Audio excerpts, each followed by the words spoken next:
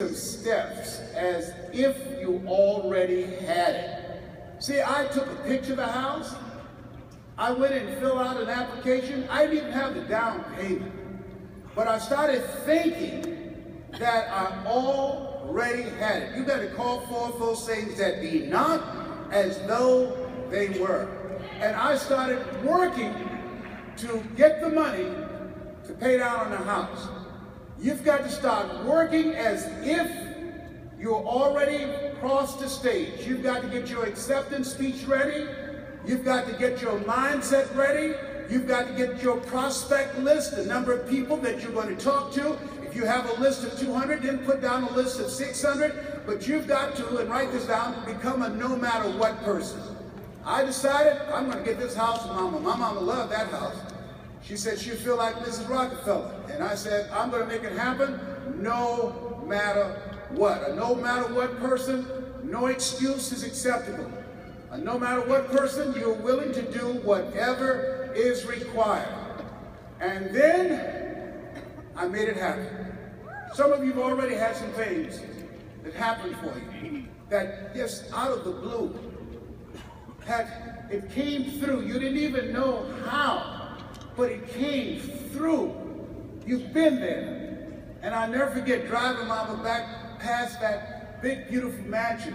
And Mama said, Leslie, slow down. Here's that house again. I said, Mama, I'm glad you said that. I know the people who live there. Let's go in and say hello. She said, you know them? I said, yes, ma'am, I do. So we pulled up to the house, and Mama, this time, she was 79. I went around and I opened the door for her, and she started walking with me. And she said, boy, you sure you know these people? I said, yes, ma'am, Mama, I do. And so we got to the door, and I couldn't hold it any longer. I reached in my pocket, I put the key in the door, and turned it. I said, Mrs. Rockefeller, this is your home.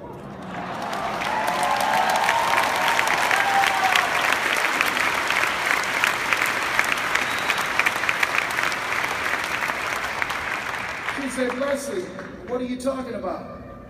I said, Mama, this is yours. I bought it for you. I said, it's fully furnished. I said, I knew you would love it, and this is what I've been working on. And she stuck her head in the door and said, anybody here? I said, there's no one here but us, Mama. I said, come on in.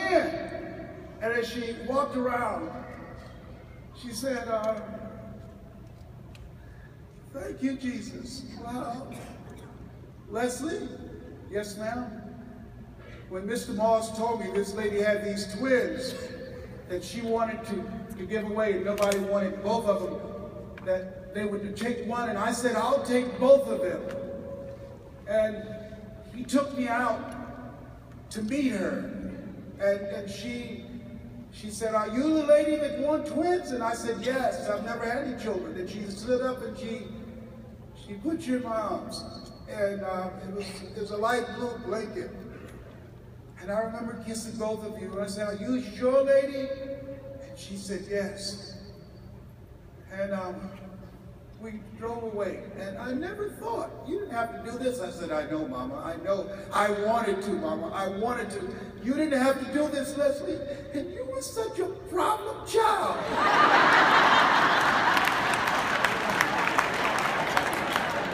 I said, I know, but I'm rich now.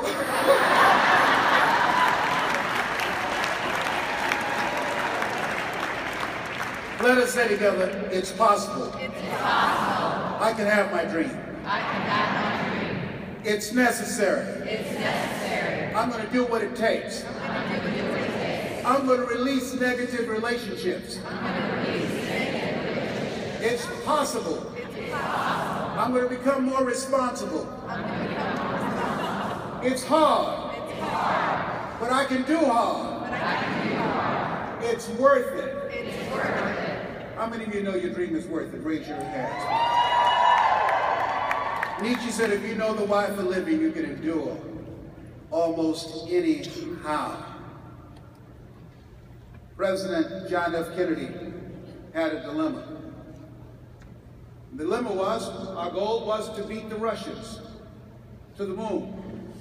He called his cabinet. They were prepared to be there for weeks, if necessary, months. And he looked at one of the most brilliant scientists and said, Werner Van Braun, what will it take for us to go to the moon? And they were prepared for a long lecture. And he spoke 5 words as the president looked at him. 5 words. He said, the will to do it.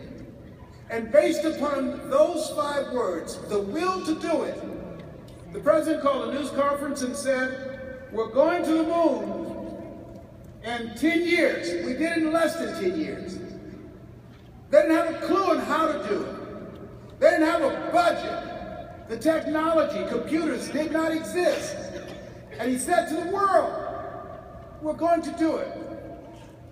As you look at yourself, you've gone through training. You've seen people who've come across this stage.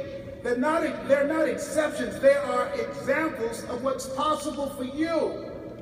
And there's something in your heart.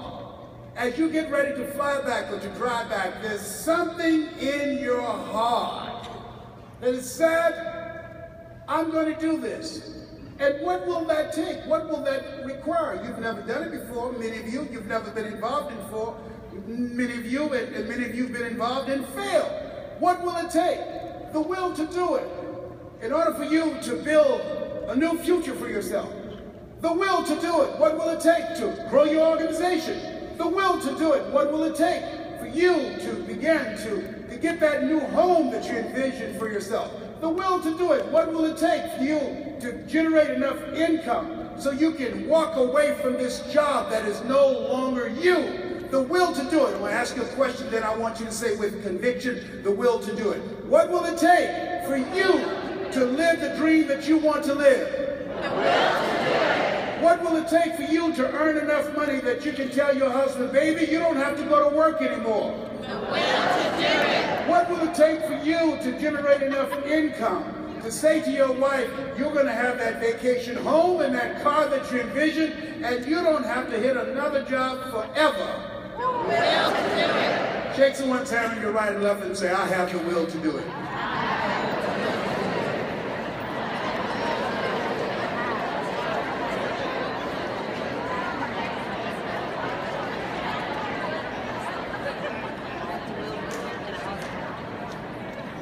Everybody hold up your right index finger. You don't do anything else, do this. Hold up your right index finger. It's very important. Put it in your ear. Put it in your ear. Follow me on this. You have greatness in you. You have the ability to do more than you can ever begin to imagine. You have the ability to speak to people and to present to people and to give people hope. You have the ability to build a powerful organization, to earn more money. You have the ability to reinvent yourself and to generate the next greatest expression of who God wants you to be. The best for you is now here right now. Your best years have not been lived yet. They're in front of you. And this is your time. This is your hour to change your life. You have the power to change your destiny. Take your finger out. I had you do that because I didn't want to go in one ear and out the other. Oh, behave.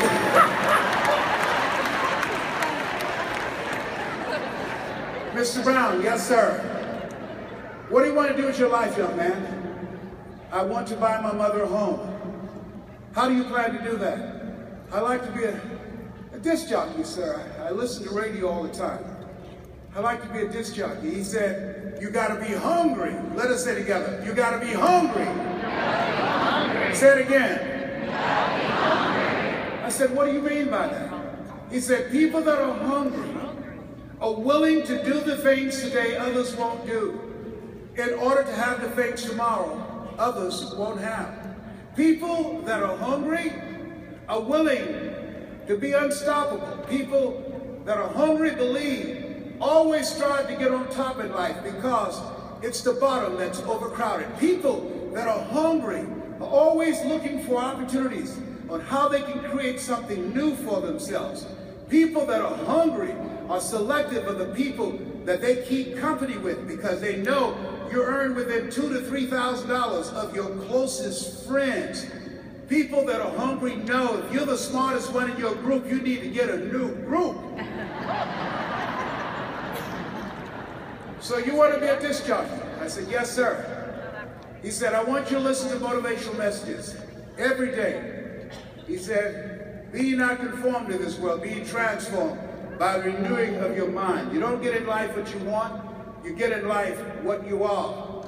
He said, here's something else, write this down, OQP, only quality people.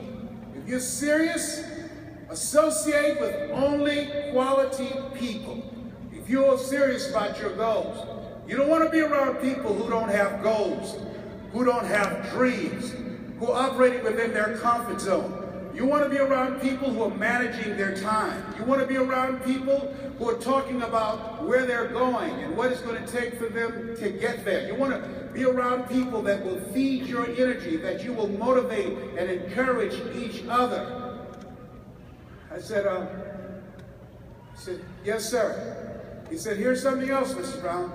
I said, what is it? He said, develop your communication skills. Because once you open your mouth, you tell the world who you are. I can say to you as leaders, I can say to you as entrepreneurs, present as often as you can. Why? Because that will enable you to attract more people. You can volunteer and speak to organizations about your business, about the opportunities, about what you're doing and how it's going to be of value to them. And here's some tips when you speak. Write this down. When you speak, people are asking 3 questions. Who are you? What do you have? And why should I care? Who are you? What do you have? And why should I care? And you as an entrepreneur, you want to be succinct and effective in telling people who you are so that you can develop a level of trust and confidence. People do business with people they know, like, and trust. When I started out, I've been telling you my story. Why? Because you need to get to know who I am in order for me to have a level of credibility. And some of you do this already. Here's something else, write this down. Never make a point without a story, and never tell a story without a point. When you're speaking, you must be strategic. As you talk about the product, as you talk about the business, as you talk about why you decided this is something for me, this is a fit for me. See, all of us can learn to do these things, and I can tell you that it generated millions of dollars. I had no idea. The ability to communicate will have that kind of power and influence.